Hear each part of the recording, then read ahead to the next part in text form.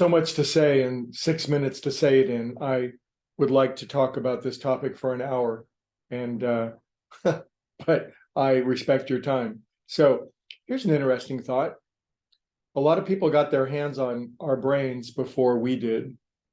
It's an odd way of saying it, but we were shaped by uh, others when we came in. We were infinite potential. We had unlimited creativity. We were unbesmirched by sin and mistakes. And then generally loving people, they got their hands on our brains, and we were shaped and molded into something. God only knows what. And some of these people who had their hands on our brain before we did, well, they had wonderful motives, and some of them were, they had their difficulties as well. Be that as it may, we have been largely shaped into something, and some of us have had a good deal of say in what we've been shaped into, and some of us haven't had say, so to say. So the great yogis of antiquity and modern psychologists and great thinkers, many of them have identified the ultimate objective and aim of life, and they call it self-realization. It's this pure and perfect realization, actualization, expression of who we are at the depths of our being, that it shines through into the world, that all of our God-given talents, gifts, abilities that are entirely unique come into their full expression for the well-being of ourselves and everyone around us. You might come up with your own definition of what self-actualization is. And we might pause at points of our life and say, to what degree have I self-actualized? To what degree have I self-realized? To what degree do I express the fullness of who I am and what I'm capable of? And each and every one is unique.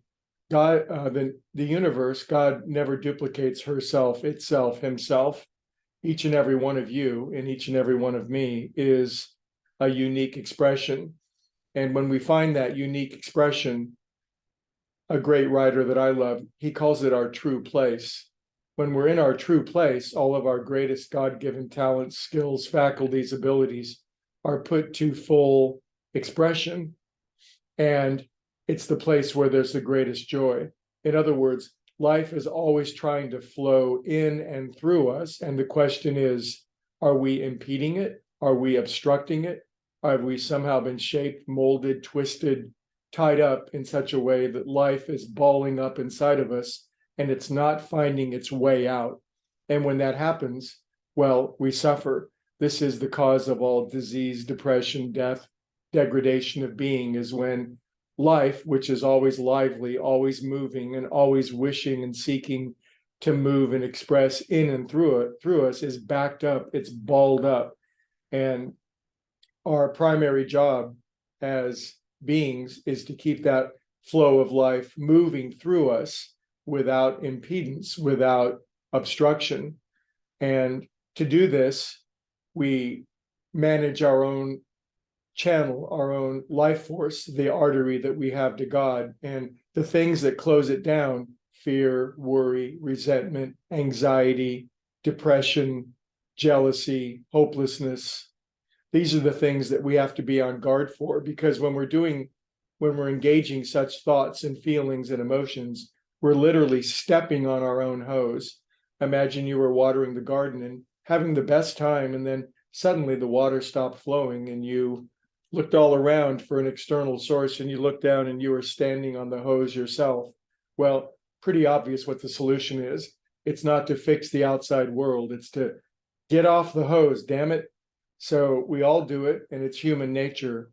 But as we meditate more and more, we're opening this channel, we're opening this free and easy and full flow of life in and through us. In so doing, we will always be moving to true place, this glorious place of full self-expression and actualization and realization of who we are.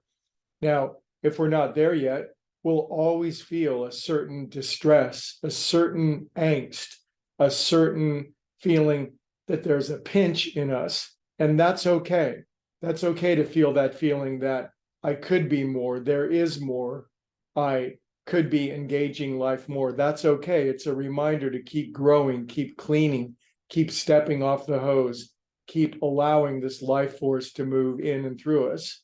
When we do that, things go extraordinarily well for us, and life is the glory that it was meant to be. So that's my New Year's Day message for you. I hope it resonated.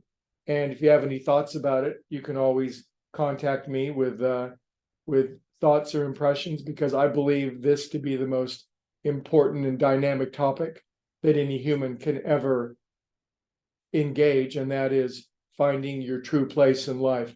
When you find that, you've found everything.